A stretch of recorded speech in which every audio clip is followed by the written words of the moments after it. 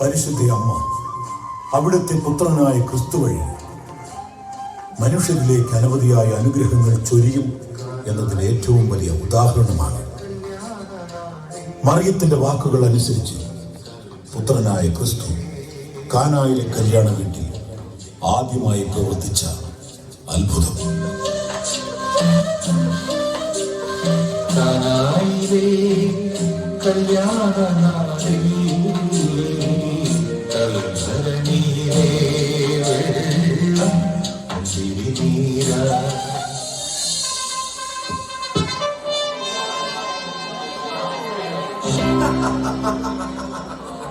ഈ ഗലീലിയ ദേശത്ത് ഇന്ന് വരെ ആരും കാണാത്തൊരു കല്യാണമാണ് ഈ കാനായിൽ നടക്കുന്നത്. സമ്പന്നനെന്നോ ദരിദ്രനെന്നോ വ്യത്യാസമില്ലാതെ എല്ലാവരെയും ക്ഷണിച്ചിട്ടുണ്ട്. ഈ കല്യാണം ഗലീലിയയുടെ ചരിത്രത്താളുകളിൽ തങ്കലിപികളാൽ കുറിക്കപ്പെടും.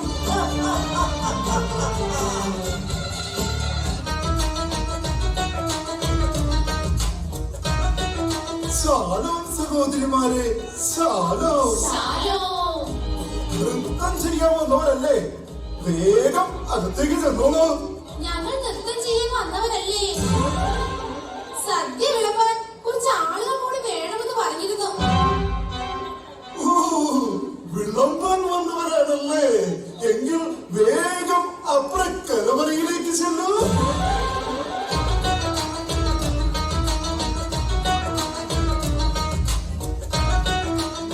അതെ, ഒരു കാര്യം ചോദിച്ചോട്ടെ, വീഞ്ഞ് കൊടുക്കാൻ തുടങ്ങിയോ?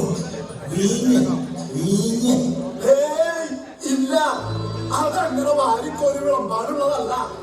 കല്യാണത്തിന് വീഞ്ഞ് വിളമ്പുക എന്നത് പാരമ്പര്യമായി തുടർന്നു വരുന്ന പരിശുദ്ധമായ ഒരു ആചാരത്തിന്റെ ഭാഗമാണ്. അതുകൊണ്ട് അത് വിളമ്പേണ്ട സമയത്തെ വിളമ്പും. ആരെയാണ് മേടി നോക്കുന്നത്? എന്റെ മകനും അവന്റെ ശിഷ്യന്മാരും ഈ കല്യാണത്തിന് വരുമെന്ന് പറഞ്ഞിരുന്നു. അവർ ഇതുവരെയും കണ്ടില്ല. അവർ വരും. അല്ലെങ്കിൽ തന്നെ കാനായിലെ ഈ കല്യാണത്തിന് ക്ഷണിക്കപ്പെട്ടവർ ആരെങ്കിലും വരാതിരിക്കോ?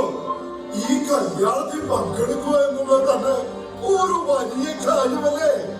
ഈ ഗലീലിയ ദേശത്ത് ഇതുവരെ നടന്നതിൽ വെച്ച് ഏറ്റവും വലിയൊരു കല്യാണമല്ലേ ഇവിടെ നടക്കുന്നത്?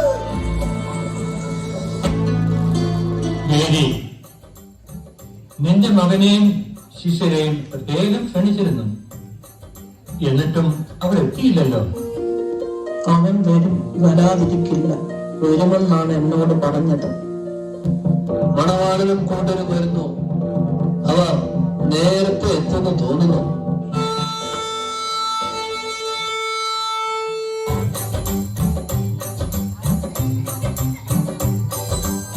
കാനായിൽ കല്യാണത്തിനൊരുത്സവമേളം, സ്നേഹവിരും ആകെയൊരുങ്ങി സൗഹൃദമേളം. കാനായിൽ കല്യാണത്തിനൊരുത്സവമേളം, സ്നേഹവിരും ആകെയൊരുങ്ങി സൗഹൃദമേളം. ആഹ്ലാദം നിറയുന്നു, അഭിവാദനമുയരുന്നു, നവമംഗളമാന്യവുമായി അനുമോദനമേകുന്നു. മധുമയ ഗീതികൾ ഒഴുകി വരുന്നു, ആഘോഷപ്പൂത്തിരിയായി കാനായിൽ കല്യാണത്തിനൊരുത്സവമേളം. സ്നേഹവിരും ആകെയൊരുങ്ങി സൗഹൃദമേളം. കാനായിൽ കല്യാണത്തിനൊരുത്സവമേളം, സ്നേഹവിരും ആകെയൊരുങ്ങി സൗഹൃദമേളം. കാനായിൽ കല്യാണത്തിനൊരുത്സവമേളം, സ്നേഹവിരും ആകെയൊരുങ്ങി സൗഹൃദമേളം. കാനായിൽ കല്യാണത്തിനൊരുത്സവമേളം, സ്നേഹവിരും ആകെയൊരുങ്ങി സൗഹൃദമേളം.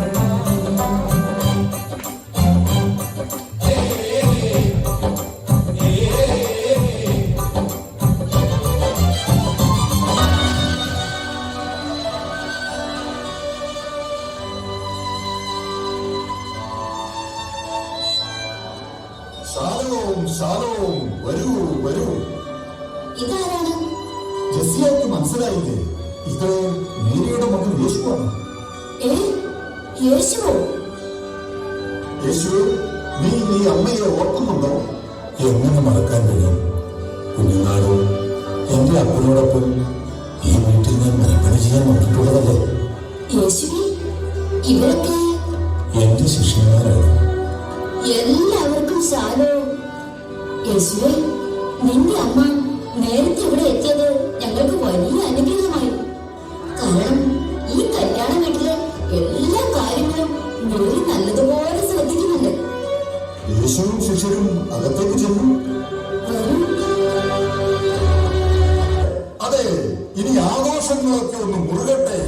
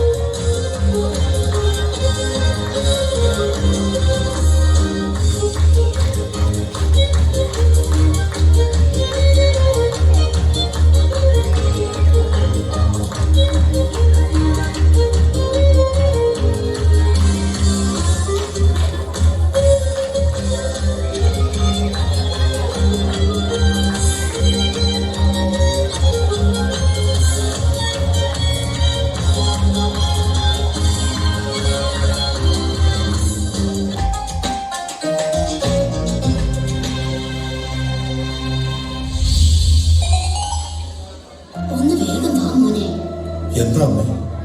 എന്താ? എന്റെ മോനോട് വളരെ അത്യാവശ്യമായ ഒരു കാര്യം പറയാനുണ്ട് ഈ അമ്മയ്ക്ക്. എന്താണിത്? എന്റെ അമ്മയ്ക്ക് ഈ മോനോട് പറയാമല്ലോ. അമ്മ പറയേ. മോനെ, ഈ കല്യാണ വീട്ടിൽ വലിയ ഒരു കുറവ് സംഭവിച്ചതായി ഈ അമ്മയ്ക്ക് മനസ്സിലാക്കാൻ കഴിഞ്ഞു. എത്രയും വേഗം എന്റെ മോൻ ആ കുറവ് പരിഹരിക്കണം. ഇല്ലെങ്കിൽ ഈ വീട്ടുകാർ വിരുന്നുകാരുടെ മുന്നിൽ അപമാനിതരാകും. ഈ വീട്ടിൽ സംഭവിച്ചിരിക്കുന്ന കുറവ് എന്താണമ്മേ? ഇവിടെ വീഞ്ഞു തീർന്നിരിക്കുന്നു. സ്ത്രീയെ, എനിക്കും നിനക്കുമെന്ത്? എന്റെ സമയം ഇനിയുമായിട്ടില്ല. ഒന്ന് വേഗം അവിടേക്ക് വരാമോ? എന്താ? ഗംഗാധ ജസിയ ഭയങ്കര കരച്ചിലാണ്. ഹാബാനും മണവാളനും ഒന്നും വിട്ടാതെ വിഷമിച്ചവിടെ ഇരിപ്പുണ്ട്. മേരി അവരോട് സംസാരിക്കണം. ഈ കല്യാണ വീട്ടില് പെട്ടെന്ന് വീഞ്ഞു തീർന്നു പോയതാണ് ഇതിനൊക്കെ കാരണം. ആരും വിഷമിക്കണ്ട. എല്ലാത്തിനും പരിഹാരമായവൻ ഈ കല്യാണ വീട്ടിൽ സംഭവിച്ചിരിക്കുന്ന വലിയ കുറവിന് പരിഹാരം കാണാൻ പോകുന്നു. നീ എന്തൊക്കെയാ മേരി പറയുന്നത്? എനിക്കൊന്നും മനസ്സിലാവുന്നില്ല. എല്ലാം സാവധാനം മനസ്സിലാവും. അതിനു മുമ്പ് ഇവൻ നിങ്ങളോട് പറയുന്നത് പോലെ ചെയ്യുവിൻ. നിന്റെ അമ്മ പറഞ്ഞത് നീ പറയുന്നത് പോലെ ചെയ്യാനാണ്. അറിയൂ, എന്താ ചെയ്യേണ്ടത്? ആ കൽഭരണികളിൽ വെള്ളം നിറയ്ക്കുവിൻ. യോനാസേ, തോബിയാസേ, സീലാസേ, ശുദ്ധീകരണത്തിനായി വെള്ളം നിറയ്ക്കാറുള്ള കൽഭരണികളെല്ലാം വേഗം നിറയ്ക്ക്, വേഗം.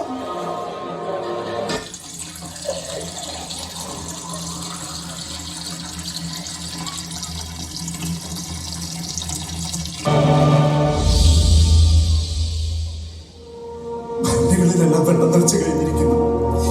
ഇനി എന്താണ് ചെയ്യേണ്ടത്? പറയാം.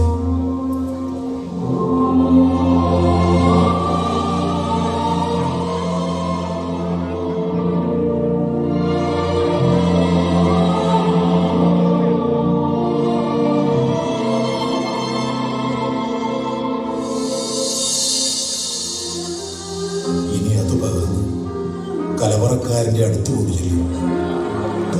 എന്താ ഇവിടെ സംഭവിച്ചത്? മേരി പറഞ്ഞു ഇവൻ പറയുന്നത് അനുസരിക്കാൻ. ഇവൻ പറഞ്ഞു ഈ കുടങ്ങളിലെല്ലാം വെള്ളം നിറയ്ക്കാൻ. ഞങ്ങൾ അങ്ങനെ ചെയ്തു. അപ്പോഴും ഇവൻ പറയുന്നു അത് പകർന്ന് കലവറക്കാരന്റെ അടുത്ത് കൊണ്ടുചെല്ലാൻ. അല്ലെങ്കിൽ തന്നെ കലവറക്കാരൻ വീഞ്ഞു തീർന്നതിന്റെ സങ്കടത്തിലും ദേഷ്യത്തിലുമാണ്. ഇനി ഇവിടെ എന്താണാവോ സംഭവിക്കുന്നത്? ആവാൻ എല്ലാവരും മേൽത്തരം വീഞ്ഞ് ആദ്യം വിളമ്പും. അതിഥികൾക്ക് ലഹരി പിടിച്ചു കഴിയുമ്പോ താഴ്ന്നു തരും. എന്നാൽ നീ നല്ല വീഞ്ഞ് ഇതുവരെയും സൂക്ഷിച്ചു വെച്ചല്ലേ? നിങ്ങൾ എന്താണ് ഈ പറയുന്നത്? ഞങ്ങൾ നല്ല വീഞ്ഞ് സൂക്ഷിച്ചു വെച്ചുവെന്നോ? അതെ, ഈ കുടത്തിലെ വീഞ്ഞ് നിങ്ങൾക്ക് എവിടെ നിന്ന് കിട്ടി? ഇത്രയേറെ വീര്യമുള്ള വീഞ്ഞ് ലോകത്തൊരിടത്തും ഉണ്ടാവില്ല.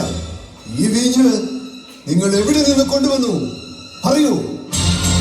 അതിനുത്തരം ഈ പരിചാരകൻ പറയാം. ഇവിടെ വീഞ്ഞ് തീർന്നു പോയ കാര്യം ഈ മേരി തന്റെ മകൻ യേശുവിനെ അറിയിക്കുകയും അവൻ പറഞ്ഞതിന് പ്രകാരം ഞങ്ങൾ ഈ കൽഭരണികളിൽ വെള്ളം നിറയ്ക്കുകയും ചെയ്തു.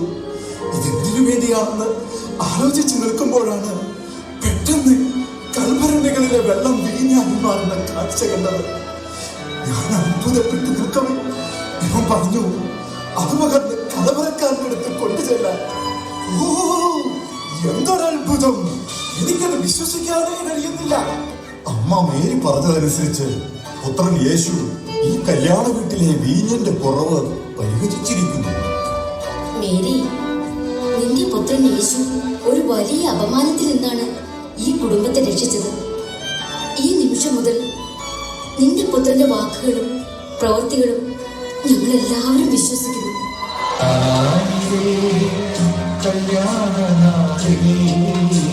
യേശു തന്റെ മഹത്വം വെളിപ്പെടുത്തുന്നതിന് പ്രവർത്തിച്ച അടയാളങ്ങളുടെ ആരംഭമായിരുന്നു കാനായിൽ ചെയ്ത ഈ അത്ഭുതം. വിസ്മയത്തിൽ മുഴുകി ലോകരന്ന് വിസ്മൃതിയിൽ തുടരും ലോകമെന്ന് മഹിമ കാട്ടി